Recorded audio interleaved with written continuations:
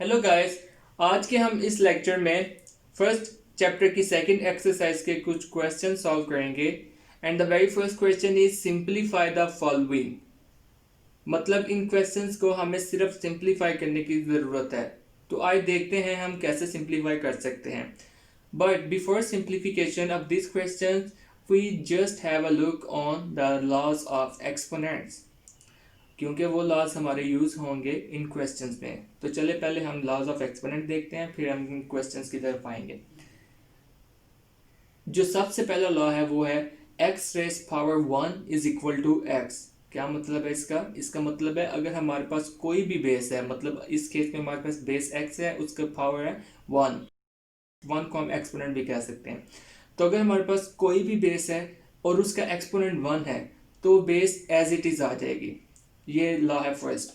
Second law है x raise power 0 is equal to 1। इसका मतलब है अगर हमारे पास कोई भी बेस है लेकिन उसकी जो पावर है या उसका एक्सपोनेंट है वो 0 है, तो उसका जो आंसर होगा वो हमेशा 1 के इक्वल होगा। इस लॉ को भी आपने याद रखना है। Third law is x raise power minus n is equal to 1 by x raise power n. मतलब अगर हमारे पास किसी भी बेस की पावर नेगेटिव में है तो वो पावर डिनोमिनेटर में जाके पॉजिटिव में हो जाएगी। So that is the third law. The fourth law is x raise power m into x raise power n is equal to x raise power m plus n। मतलब अगर हमारे पास दो same basis हैं लेकिन उनके एक्सपोनेंट्स डिफरेंट हैं और वो बेसिस आपस में मल्टीप्लाई हो रही हैं, तो उनके एक्सपोनेंट्स को हम ऐड कर सकते हैं like this x raise power m plus n। Now the fifth rule is x raised power m divided by x raised power n would be equal to x raised power m minus n। मतलब हमारे पास अगर दो same basis हैं x और उनके exponents हैं different m and n और वो बेसिस डिवाइड हो रही हैं, तो उनके एक्सपोनेंट्स को हम सब्ट्रैक्ट कर सकते हैं। जो डिनोमिनेटर में होगा एक्सपोनेंट उसको हम न्यूमिनेटर के एक्सपोनेंट से सब्ट्रैक्ट कर देंगे। So this is the fifth law of exponent. Sixth law is the product of xy has the raised power n would be equal to x raised power n into y raised power n। मतलब अगर हमारे पास कोई भी product है और उस product की power हमारे पास n है, तो जो पावर होगी वो वेरिएबल्स या बेस से मल्टीप्लाई हो जाएगी। हमारे पास दो बेसिस हैं x और y, so power separately multiply हो जाएगी दोनों बेसिस से। अब इस केस में आप देख सकते हैं हमारे पास बेसिस डिफरेंट है x और y, लेकिन जो पावर्स हैं वो सेम है। तो हम इस केस में एक्सपोनेंट्स को ऐड नहीं कर सकते।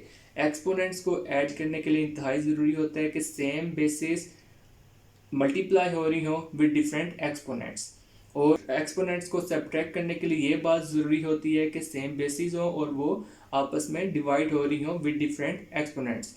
So these are 6 rules of exponents and we will use these tools in our questions. Now let's talk about the fourth question of second exercise, and that is simplify the following.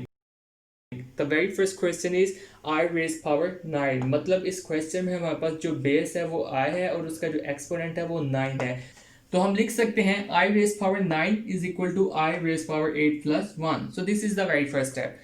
अब हमने एक rule पढ़ा है और वो rule है अगर हमारे पास सेम बेस है x raise power a into x raise power b और वो बेसिस आपस में मल्टीप्लाई हो रही हैं और उनके एक्सपोनेंट डिफरेंट है, तो हम सेम बेस रख के उनके एक्सपोनेंट्स को ऐड कर सकते हैं।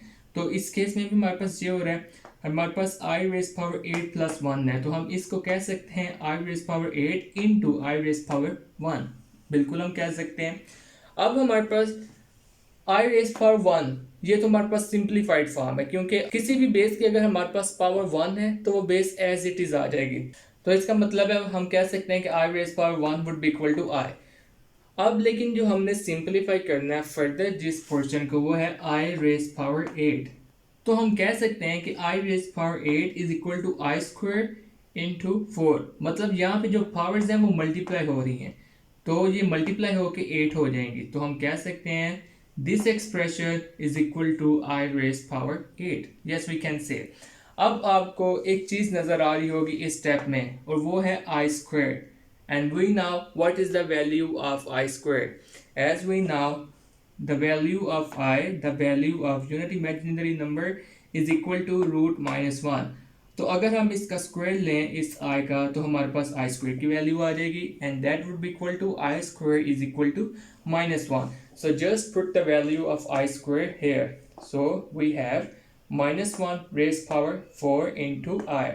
अब मैं यहाँ पे आपको एक इंतहाई अहम बात समझाना चाहता हूँ, वो ये है अगर हमारे पास बेस नेगेटिव हो, कोई भी हो, -1, -2, -3, कोई भी बेस हो लेकिन वो नेगेटिव हो और उसकी जो पावर है वो इवन इंटीजर हो, तो उसका जो आंसर है वो हमेशा पॉजिटिव में आएगा। बिल्कुल इस केस की तरह हमारे पास जो बेस है वो नेगेटिव है, -1, लेकिन उसका जो एक्सपोनेंट हमारे पास है वो है even integer. 4 is an even integer.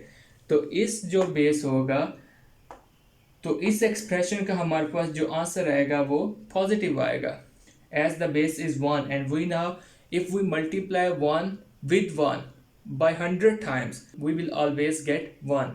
लेकिन इसमें जो हमारे पास -1 वो मल्टीप्लाई हो रहा है 4 दफ़ा, तो इसका मतलब है -1 पॉजिटिव 1 हो जाएगा क्योंकि -1 की जो पावर है इवन इंटीजर है। therefore -1 raised power 4 into I would be equal to 1 into I, and the multiplication of 1 with any number would always equal to that number because 1 does not change the identity of any number as 1 is the multiplicative identity. So this is the simplified form of question I raised power 9. So guys, ये तरीका है किसी भी question को simplify करने का। अब हम सॉल्व करेंगे फोर्थ क्वेश्चन का ही थर्ड पोर्शन और वो है -i रेज पावर 19। तो इस केस में हमारे पास जो है बेस है वो नेगेटिव है, नेगेटिव i जो उसकी पावर है वो 19 है। इन ब्रैकेट्स का मतलब है कि जो 19 पावर है वो नेगेटिव i की है, मतलब इस पूरे नंबर की, सिर्फ i की नहीं है, नेगेटिव i की है। ओके, तो हम जो पहला स्टेप होगा उसमें हम कह सकते हैं कि -i raise power 19 can be equal to -i raise power 18 plus 1 as 18 plus 1 is equal to 19। अब जो नेक्स्ट स्टेप होगा उसमें हम जो एक्सपोनेंट्स ये दो हैं, हमारे पास अब दो एक्सपोनेंट्स है 18 प्लस 1, 18 एक्सपोनेंट है और 1 एक्सपोनेंट है, लेकिन हमारे पास सेम बेस है, तो हम उसमें ये वाला रूल यूज करेंगे, x raise power a plus b is equal to x raise power a into x raise power b। So -i raised power 18 plus 1 would be equal to -i raised power 18 into -i raised power 1। अब जो अगला step होगा उसमें हमने इस portion को पहले देखना है। मैंने आपको बताया अगर हमारे पास कोई भी बेस हो, नेगेटिव हो, पॉजिटिव हो, कोई भी बेस हो और उसकी हमारे पास अगर पावर 1 आ जाए तो वो बेस एज इट इज आ जाएगी। मतलब अगर हमारे पास इस केस में -i की पावर है 1 तो हम कह सकते हैं -i raised power 1 is equal to -i। So -i raised power 1 would be equal to -i। अब हमने सॉल्व करना है इस पोर्शन को, -i raised power 18। अब हमें दो वैल्यूज का पता है, एक हमें पता है कि i is equal to root -1 and i squared is equal to -1। तो हमारी जो कोशिश होगी वो होगी कि -i raised power 18 को कन्वर्ट करें i स्क्वायर में। तो हम वो कैसे कर सकते हैं, वो इस तरह हम कर सकते हैं कि -i raise power 18 can be equal to -i square into 9। अब ये जो पावर्स हैं वो मल्टीप्लाई हो रही हैं आपस में, 2 और 9, and we now the multiplication of 2 with 9 is equal to 18। अब इस एक्सप्रेशन में जो स्क्वायर है वो सिर्फ i का नहीं है, वो नेगेटिव का भी स्क्वायर है, and we now the square of any negative number always equal to positive, so we can say -i square is equal to i square। अब इसमें जो हमारे पास -i square इसका मतलब है कि -i मल्टीप्लाई हो रहा है 2 दफ़ा, so -i into -i, and we now the multiplication of negative with negative is equal to positive, so we can say -i square is equal to i square। अब ये जो पावर्स हैं वो multiply हो रही हैं, तो मल्टीप्लाई होके वो पावर्स हो जाएंगी 2 into 9 is equal to 18। Okay, अब हमारे पास expression i square and we know the value of i square। i square is equal to -1, so -1 raised power 9 into -i। अब यहाँ पे भी मैं आपको एक इंतहाई इम्पोर्टेंट कॉन्सेप्ट बताना चाहता हूँ और वो ये है कि अगर हमारे पास कोई भी बेस है और वो नेगेटिव है इस केस की तरह, लेकिन उसकी जो पावर है, उसका जो एक्सपोनेंट है वो ऑड इंटीजर है, 9 इज एन ऑड इंटीजर, सो वो बेस का आंसर जो होगा वो हमेशा नेगेटिव में आएगा। इसका मतलब है कि -1⁻⁹ वुड बी इक्वल टू -1, क्योंकि -1 को आप जितनी दफ़ा भी आपस में मल्टीप्लाई कर लें तो वो हमेशा 1 ही रहेगा, वो 2 तो नहीं ना हो सकता। सो इसलिए -1⁻⁴ odd integer would be equal to -1. Now we have an expression -1 into -I, and you know the multiplication of negative with negative always become positive, so that would be equal to I. So this is the simplified answer of question -I⁻19.